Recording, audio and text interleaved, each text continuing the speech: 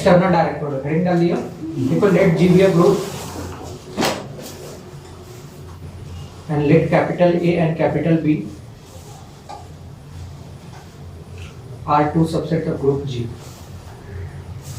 Are two subset of group G. Are two subset of group G. Two subset of group G. Then G equal to A cross B is called external direct product. Then G equal to A cross B is called external direct product of A and B. Capital A and capital B. External direct product of capital A and capital B. Capital A and capital B. ठीक है? Which is defined by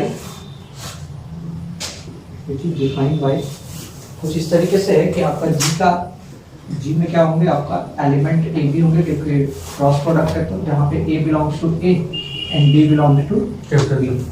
ठीक है, इस तरीके से defined by G of A and आपका A1 B1 into अगर हो इसमें A2 B2 का, तो आपको मिलेगा A1 A2 B1 B2।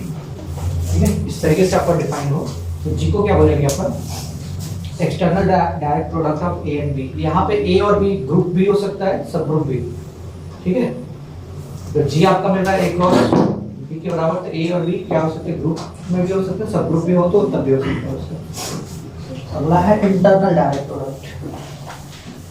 Internal direct product, external, अगला है internal.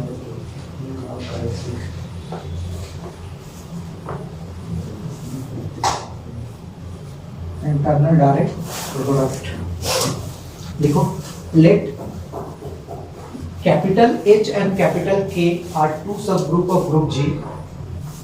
Let capital H and capital K are two subgroup of group G. Let capital H and capital K are two subgroup of group G. Two subgroup of G. Two subgroup of group G. ठीक है, then G equal to HK, then G equal to HK ऐसा, then G equal to HK, वहाँ पे cross product, यहाँ पे dot product, जैसे vector होता है उसी तरीके से उसमें ग्रुप में भी एक्सटर्नल डायरेक्ट प्रोडक्ट और इंटरनल डायरेक्ट प्रोडक्ट को डिफाइन किया है। then G equal to HK is called internal direct product of subgroup H and K, is called internal direct product of subgroup H and K. Internal direct product of H and K. Okay? H और K के internal direct product बोलते हैं if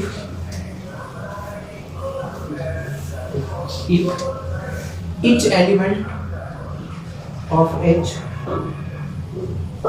if each element of H commute with each element of K, if each element of H commute with each element of K,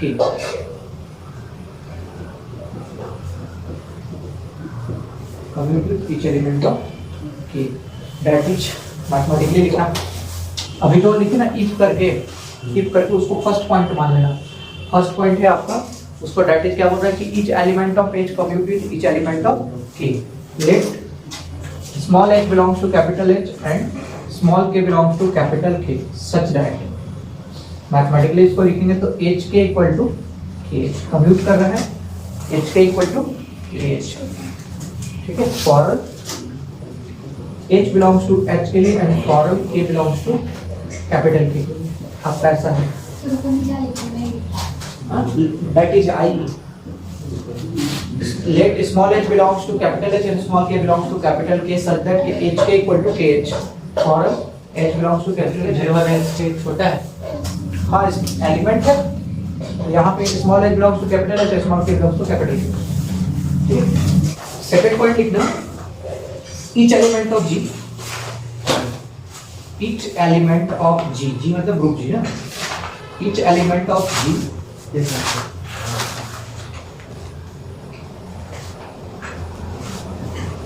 each element of G uniquely expressed as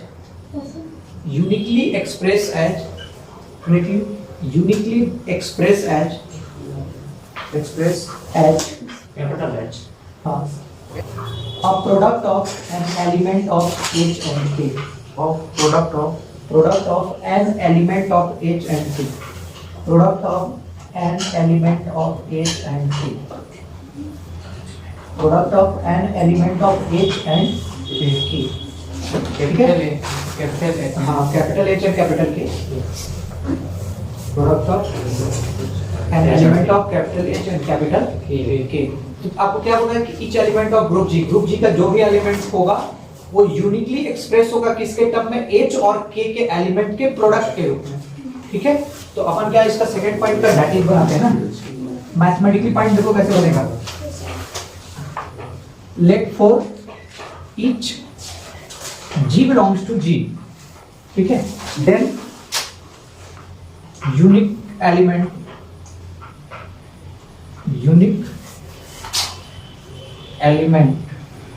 small h belongs to capital H and small k belongs to capital K such that G equal to HK.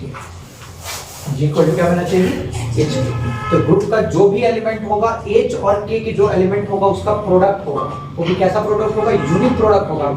ऐसा नहीं कि दो तीन element के साथ हो गया हो, कोई भी एक यूनिक एलिमेंट के साथ प्रोडक्ट होगा.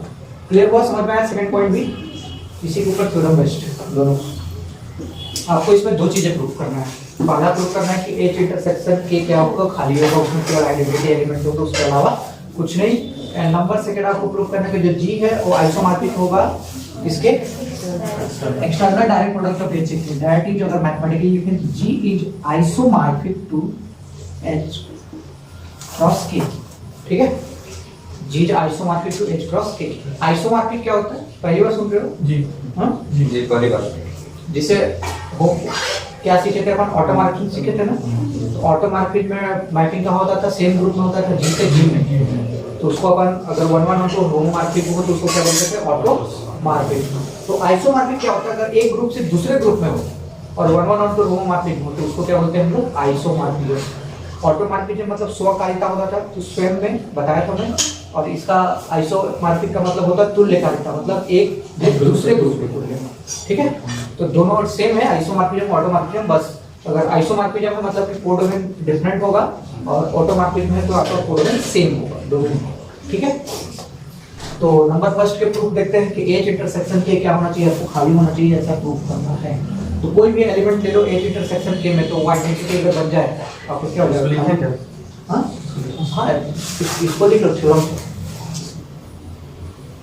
डैश करके लिख लियो इसको. प्रूफ भी यही करेंगे. नंबर फर्स्ट का प्रूफ आपको देखते हैं. Let x belongs to H intersection K. अगर x H इंटरसेक्शन K में बिलोंग करेगा तो इसका मतलब क्या है कि x belongs to H and x belongs to K होगा. इंटरसेक्शन में होता है तो दोनों एलिमेंट होता है, वही इंटरसेक्शन में आता है, कॉमन एलिमेंट. अब x H के अंदर है तो क्या x इनवर्स H के अंदर होगा और x इनवर्स K के अंदर होगा. हाँ, क्योंकि H और K सब ग्रुप है, सब ग्रुप में उसका इनवर्स एलिमेंट एग्जिस्ट करता है. ठीक है, ऐसा मिल गया ना. अब क्या है, G is an internal direct product of H and K. Then each element in G express as uniquely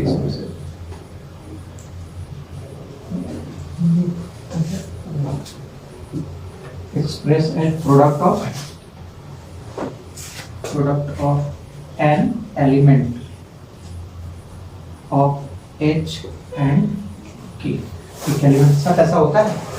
that is अपन अगर इसी को लिखें then let G belongs to G, then unique element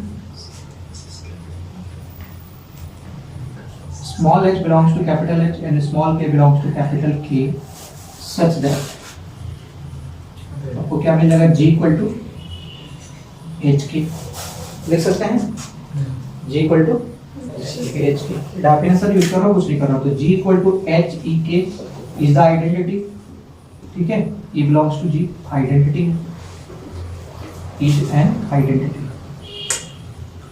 identity का आपको मल्टीप्लाई करने कोई फर्क नहीं पड़ता देन G इक्वल टू ए भी लिख सकते हैं H X X inverse K sir उसका मतलब बताइए क्योंकि मुझे पूरा समझ नहीं आ रहा है क्या चीज इंग्लिश में लाइन को पूरा बताइए एलाइन को डेफिनेशन में बताया उसको ध्यान नहीं था आपको क्या G is the external internal direct product ना internal direct product of H and K बोल रहा है कि G अगर इंटरनल डायरेक्ट प्रोडक्ट होगा तो G का प्रत्येक एलिमेंट को अपन क्या कर सकते हैं H और K के एक एलिमेंट के गुणन अद्वितीय गुणनफल के रूप में दर्शा सकते हैं प्रोडक्ट मतलब गुणनफल जानते ही हो यूनिक मतलब यूनिक गुणनफल होना चाहिए समझ रहा है तो वही बोल रहा है कि each element of G uniquely expressed as the product of an element of H and K H और K के एक एलिमेंट के गुणनफल के रूप में आप उसको दर्शाओगे ऐसा है अब इसको डेफिनेशन यूज किए कि let G belongs to G तो यूनिक एलिमेंट मान लिए H और K इस तरीके से कि G इक्वल टू H के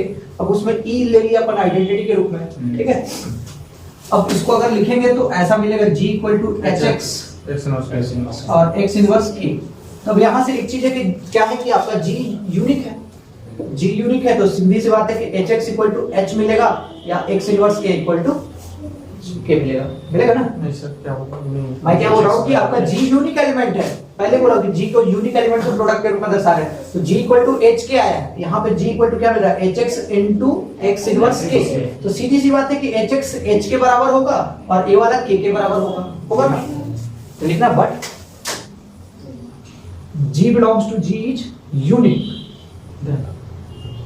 then आपको क्या मिलेगा HX equal to H Hx equal to H that means यहाँ से Hx इक्वल टू क्या लिख सकते हैं H E तो बोथ साइड से कैंसिल हो जाएगा तो x इक्वल टू E ठीक है x किसका एलिमेंट था ये कहां से लिखा sir Hx equal to H intersection का एलिमेंट था x belongs to H intersection की और x कोई भी आर्बिट्री एलिमेंट लिया था कोई भी एलिमेंट लिया था ना तो कोई भी एलिमेंट लिया वो एलिमेंट क्या बन गया आइडेंटिटी एलिमेंट बन गया मतलब कि इसके अंदर कोई और एलिमेंट नहीं है सिर्फ क्या है आइडेंटिटी एलिमेंट है तो करना है इसका मतलब क्या होगा दिस इंप्लाई कि H intersection K equal to sigma से E इसमें सिर्फ आइडेंटिटी है इसके अलावा कुछ और नहीं ये तो बहुत हाँ बोलो क्या यहाँ पे लिखा बट G इज यूनिक आपका G यूनिक है शुरू में ही अपन डेफिनेशन बता कर रहे हैं कि G यूनिक एलिमेंट का प्रोडक्ट होगा तो यूनिक होगा तो सीधी सी बात है कि G इक्वल टू H के है ना तो सीधी सी बात है कि H इसके बराबर होगा और K इसके बराबर होगा अपन इसको ले लिए Hx इक्वल टू G को भी ले सकते हैं ना किसी को भी ले लो कोई फर्क नहीं पड़ता दोनों में से किसी एक को हाँ दोनों को भी ले लोगे तो कहा दोनों तरफ से एक ही चीज मिलेगा आइडेंटिटी का इनवर्स मिलेगा तो आइडेंटिटी का इनवर्स आइडेंटिटी ही होता है ठीक है तो Hx equal to H that means कि इसको इधर लिख सकते हैं कोई दिक्कत नहीं है तो बोथ साइड से H कैंसिल होगा तो x equal to E x equal to E मतलब E x क्या था कोई भी एलिमेंट था और कोई भी एलिमेंट को हम लोगों ने क्या बना दिया आइडेंटिटी एलिमेंट मतलब उसके अंदर कोई और एलिमेंट नहीं सिर्फ identity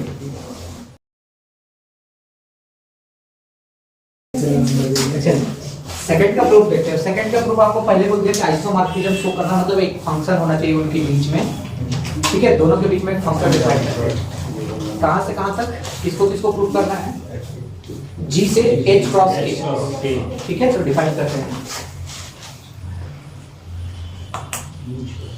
define a map phi such that G tends to H cross K high क्यों ले by कोई भी मैपिंग ले लो ना phi such that G tends to H cross K by define किस तरीके से होगा इसका एलिमेंट लेके phi of G phi of G तो phi of G को लिख क्या सकते हैं H into K G जब भी होगा तो H और K का एलिमेंट का यूनिक प्रोडक्ट होगा ना तो उसको H के ऑलरेडी अभी लिए हैं इसलिए उसको ले लेते हैं कंटिन्यू कर रहा हूं तो डिफाइन फिर से करते हैं इक्वल टू क्या आएगा इसका एलिमेंट आएगा इसका एलिमेंट क्या होगा H ऑर्डर पेयर में समझ में आया मैपिंग में इसका एलिमेंट लेते हैं, इसका एलिमेंट जी है, जी के इस फॉर्म में होगा, इस फॉर्म में होगा।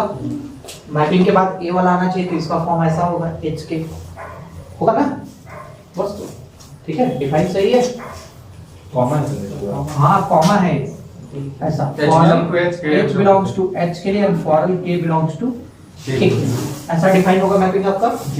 अब इसी मैपिंग को 1 1 और 2 और होमोमॉर्फी जब प्रूव करना है हम लोगों को, तो नंबर फर्स्ट आप 1 1 प्रूव करो, फाई इज 1 1 1 1, आपको 1 1 के लिए दो एलिमेंट चाहिए इसके अंदर। Let G1 G2 belongs to G such that G1 equal to H1 K1 and G2 equal to H2 K2, सब यूनिक एलिमेंट है, ठीक है। नाउ फाई ऑफ, वही तो प्रूफ करना है हम लोगों को, G1 equal to G2 proof करना है, तो फाई ऑफ G1 की वैल्यू क्या लिख सकते हैं, phi of H1 K1 equal to phi of H2 K2। यहाँ से आपको फाई ऑफ H1 K1 की वैल्यू क्या मिल जाएगा, H1 K1 equal to H2 K2 order pair में। तो वैसे मैं उसको हटा दिया, ये है ना mapping define, phi of HK equal to HK, mapping के ऊपर बस ध्यान दो, कुछ नहीं है। अब आप ऑर्डर पेयर से पढ़े हो कि दो ऑर्डर पेयर इक्वल होता है जब उसका क्या होता है, फर्स्ट कंपोनेंट फर्स्ट के इक्वल और सेकंड कंपोनेंट सेकंड के इक्वल। यहाँ से क्या आ जाएगा, H1 equal to H2 और K1 equal to K2 and K1 equal to K2, ये दोनों इक्वल है तो इसका प्रोडक्ट भी इक्वल होगा, दोनों इक्वल है तो उनके प्रोडक्ट भी क्या हो जाएगा, तो H1 K1 equal to H2 K2, left का लेफ्ट से मल्टीप्लाई, राइट का राइट से मल्टीप्लाई। अब H1 K1 की वैल्यू क्या है, G1 है ना, ये तो प्रूव करना है। इमेज इक्वल लेके चला था, एलिमेंट इक्वल आ गया, हेंस फाई इज 1 1 1 1, ठीक। Now phi is onto, phi is onto, तो ऑन टू कुछ नहीं है, सिर्फ डेफिनेशन लिखना है। डेफिनेशन मतलब कोडोमेन से चालू करना है, यहाँ से चालू करते हैं। For each H K belongs to H cross K, then there exists an element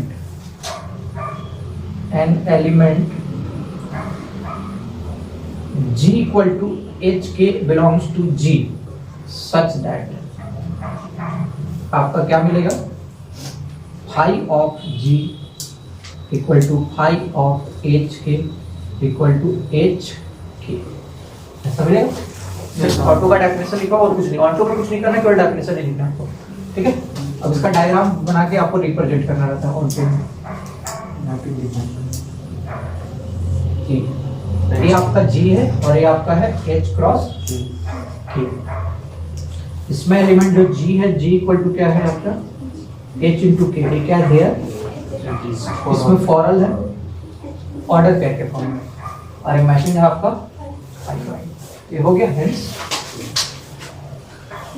phi is onto. चलिए नोट करिए,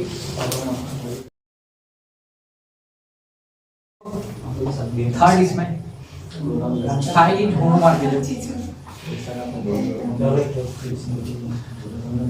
बाकी नहीं। फाई आपका होमोमॉर्फिज्म इस तरीके से होता है,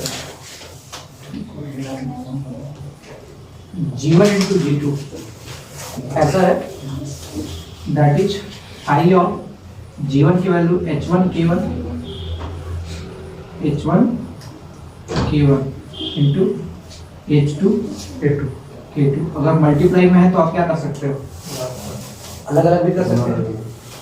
तो अगर मैं इसको ऐसा कर दूं, फाई ऑफ H1 H2 को एक साथ ले लो, K1 K2 को एक साथ, कोई दिक्कत नहीं है।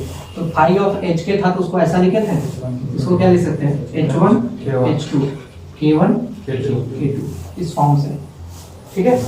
अब आपको ऑर्डर पेयर का प्रोडक्ट का लिखवाया हूँ एक्सटर्नल डायरेक्ट प्रोडक्ट के डेफिनेशन में।